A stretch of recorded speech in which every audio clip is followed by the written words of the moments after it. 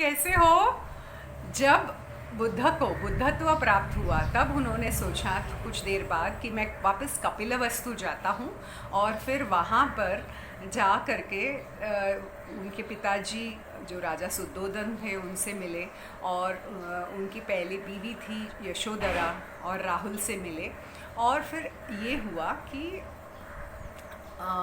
राजा सुद्धोधन ने सोचा कि सारे भिक्खु को 20,000 भिक्खु थे उस वक्त, तो उनको सबको मैं बुला देता हूँ अपने घर पे। और उन्होंने ऐसे बुद्ध को आमंत्रण ऐसे नहीं दिया, सारे लोगों को ही बोल करके बोला कि आप लोग सब लोग महल में आ जाइए खाना खाने के लिए। तो दूसरे दिन रानी यशोधरा ने देखा अपने खिड़की से तो बुद्ध घर घर में जाकर पिंडपात कर रहे थे। तब उन्होंने जाकर राजा सुद्धोधन से पूछा कि बुद्ध ऐसे जा रहे हैं हर घर में। तब राजा सुद्धोधन ने जाकर उनको कहा कि आप ऐसे घर घर में जाकर, ये क्षत्रिय कुल के हैं आप, तो आपको शोभा नहीं देता।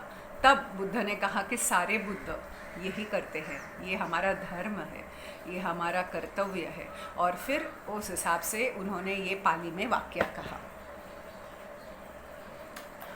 उठिते नप्प मज्जेय धम्मं सुचरितं चरे धम्मचारी सुखम सेत्ति अस्मिन् लोके परम ही च। यानी जो अपना कर्तव्य है, जो पिंडपात का है, वो कभी भी हमें नहीं छोड़ना चाहिए। हमें बराबर से जिस तरीके से करना चाहिए उस तरीके से करना है। और जो बराबर से करते हैं, जो सही ढंग से करते हैं, वो इस लोक में और दूसरे लोक में भी सुखी रहते हैं। और दोबारा कहा, धम्मं चरेसु चरितम न नम दुच्चरितम चरे धम्मचारी सुखम सेत्ति अस्मिन् लोके परम ही च। हमने बराबर से हमारा पिंडपात के वक्त जो भी हमारा जो चर्या है वो बराबर से करना चाहिए।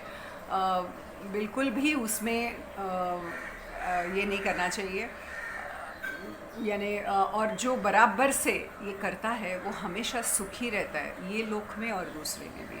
जब ये पूरा पाली का वाक्य हो गया तब उनके पिताजी राजा सुद्धोधन वो सोतापत्ति हो गए। जब हम पाली के ये वाक्य सुनते हैं और ये पूरा कहानी सुनते हैं तब हमें समझ में आता है कि हमें अपना कर्तव्य बहुत अच्छे से पालना चाहिए, बहुत अच्छे से करना चाहिए। तब हमें इस लोक में और दूसरे लोक में भी बहुत सुख और शांति महसूस होती है।